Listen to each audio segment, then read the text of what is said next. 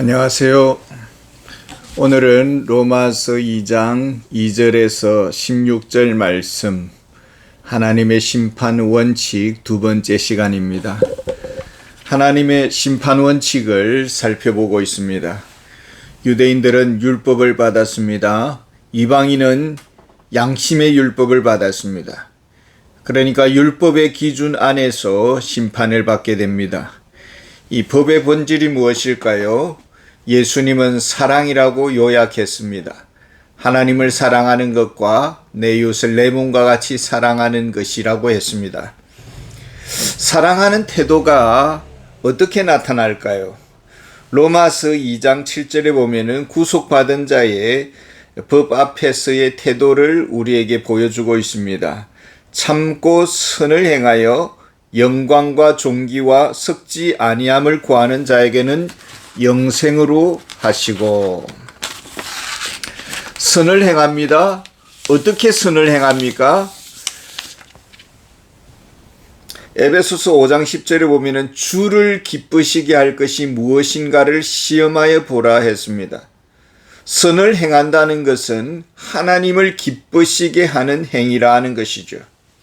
하나님을 기쁘시게 하고자 할 때에 여러 가지 시험이 있습니다. 사단의 도전이 있고 어려운 일들이 길을 가로막습니다.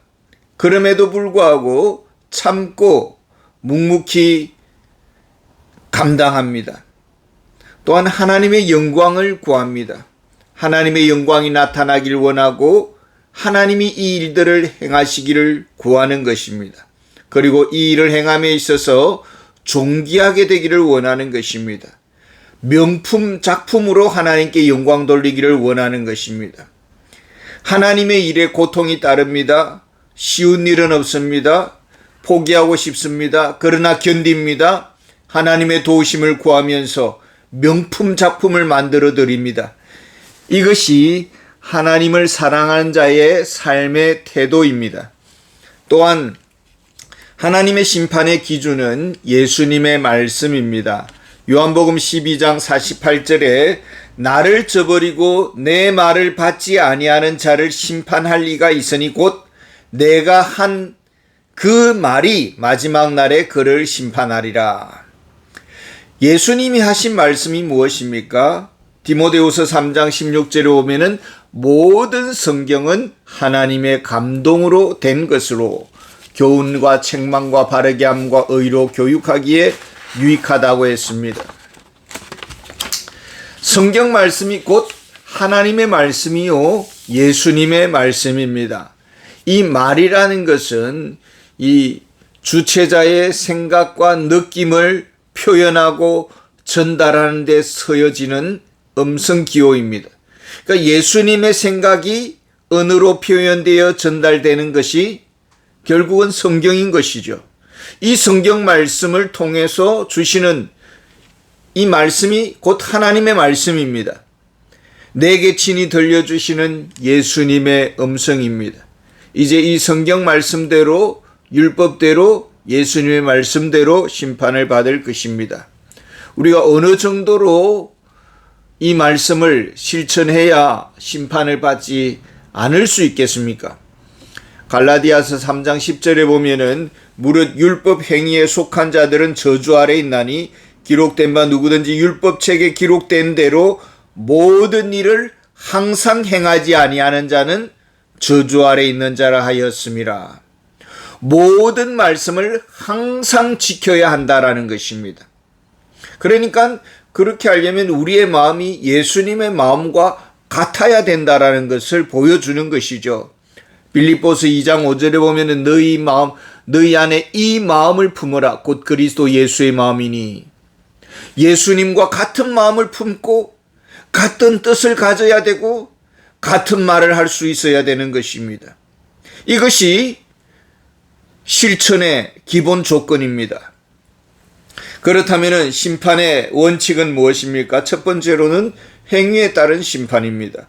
로마서 2장 7절에 보면은 참고 선을 행하여 영광과 존귀와 썩지 아니함을 구하는 자에게 영생으로 하시고. 행위에는 목적이 있습니다. 그 동기가 있습니다. 그래서 이 뜻을 이루기 위해서 생각을 하기 시작합니다. 그리고 여러 생각들을 조율하고 종합해서 중요한 요점을 해야 할 일을 선택을 합니다. 그리고 선택한 바를 의지적으로 추진해 나갑니다. 그러니까 행위는 삶의 작품으로 연출되는 것이죠. 우리의 언어, 옷, 태도, 품격, 삶의 모든 것이 하나의 작품으로 나타나는 것입니다. 구속받은 자는 하나님을 기쁘시게 하고자 하는 삶의 모습으로 연출되는 것입니다. 멸망받을 자의 행위는 어떻게 나타납니까? 로마서 2장 8절 9절에 보시면은 오직 당을 지어 진리를 따르지 아니하고 불의를 따르는 자에게는 진노와 분노로 하시리라.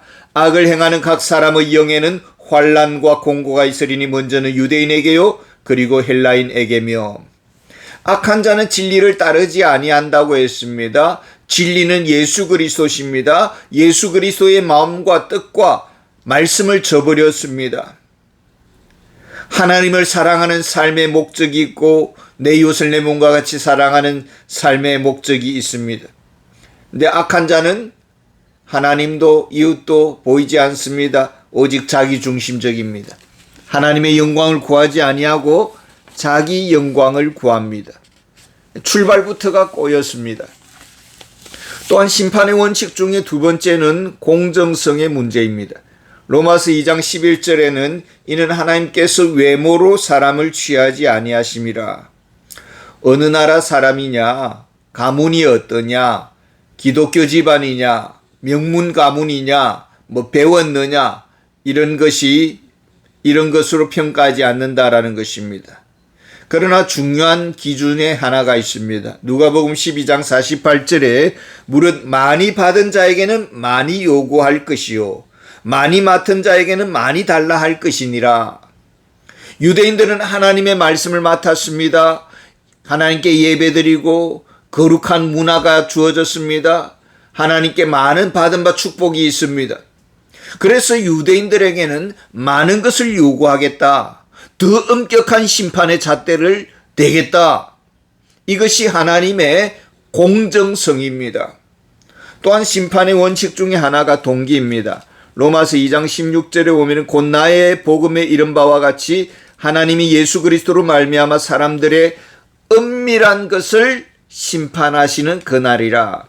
이 은밀하다라는 것은 사적인 것을 말합니다. 사적인 영역을 말합니다. 이 내면의 생각, 의도, 이유까지도 심판의 대상이 된다라는 것입니다. 마태복음 12장 36절에 보면은 내가 너희에게 이르노니 사람이 무슨 무익한 말을 하든지 심판날에 이에 대하여 신문을 받으리니. 여기서 무익하다는 말이 있습니다. 별로 의미 없는 말, 농담처럼 가볍게 던진 말이 있습니다. 장난처럼 했던 말이 있습니다. 요즘 해자되는 말 중에 가스라이팅이 있습니다. 타인의 심리나 상황을 교묘하게 조작하는 것입니다. 스스로 자신이 문제의 사람으로 의심하도록 만드는 것입니다. 그리고 점점 그렇게 길들이는 것이죠. 멀쩡한 사람에게 참 문제가 많다. 너는 참 틀려먹었다. 근본이 문제다. 이런 식으로 반복해서 말을 던집니다. 그러면은 처음에는 쉽게 흘려버렸다가 나중에는 점점 그 말에 익숙해지는 것이죠. 그리고는 정말 내가 문제아인가 보다. 이런 헛소문을 자신이 점점 인정하기 시작하는 것입니다. 그리고 이런 악한 소문에 길들여져서 주눅이 들고 나중에는 날개를 펴지 못하는 것이죠. 멀쩡한 사람을 완전히 바보로 만드는 사단의 공작이라고 볼 수가 있는 것입니다. 말 속에 숨은 악한 동기, 고의적인 어떤 목적이 있었다라는 것입니다. 이 모든 것도 하나님이 계산하시겠다라는 것이죠. 또 한 가지 심판의 원칙은 개별적이다라는 것입니다. 로마서 2장 6절에 보면은 하나님이 각 사람에게 그 행한 대로 보응하시되, 여기서 각 오직이라는 말은 모든이라는 뜻인데 집단적인 의미가 아니고 각각 개인을 의미합니다. 마태복음 25장 32절에 보면은 모든 민족이 그 앞에 모으고 모든 민족이 그 앞에 모으고 각각 구분하기를 목자가 양과 염소를 구분하는 것 같이 하여. 양과 염소라는 것은 각각 개별적인 개체를 의미하는 것입니다. 개인적으로 심판을 받겠다라는 것입니다. 유대인들은 하나님의 율법을 받았습니다. 하나님을 기쁘시게 하는 그 길을 알고 있었습니다. 그래서 율법을 열심히 공부했습니다. 그러나 그 길 가지고 다른 사람을 판단하는 도구로 사용했습니다. 로마서 2장 13절에 보면은 하나님 앞에서는 율법을 듣는 자가 의인이 아니요 오직 율법을 행하는 자라야 의롭다 하심을 얻으리라. 율법을 많이 들었습니다. 지식적으로 많이 알고 그리고 가르치는 위치에도 있습니다. 그러나 정작 자기 자신은 예외로 두는 것이죠. 성경을 듣고 읽고 필사도 하고 연구도 합니다. 코로나 중에 우리 교회 근처의 어느 교회는 전 교인이 성경 필사를 했다라고 목사님이 자랑하시는 것을 보았습니다. 성경 연구도 좋고 성경 필사도 아주 잘했습니다. 그러나 그 말씀을 삶 속에 적용해야 하는 것이죠. 유대인들은 스스로 속고 있었습니다. 성경을 많이 알고 있으면 의인으로 생각을 하고 성경을 필사를 하면 의인으로 생각을 했다라는 것입니다. 그러나 사도 바울은 말합니다. 오직 율법을 행하는 자라야 의롭다 하심을 얻으리니. 이 유대인의 실패가 어디에 있었습니까? 말씀을 적용하는 데 실패했습니다.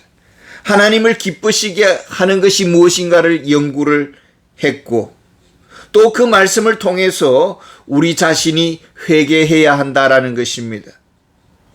이웃사랑을 말씀을 통해서 배워야 합니다.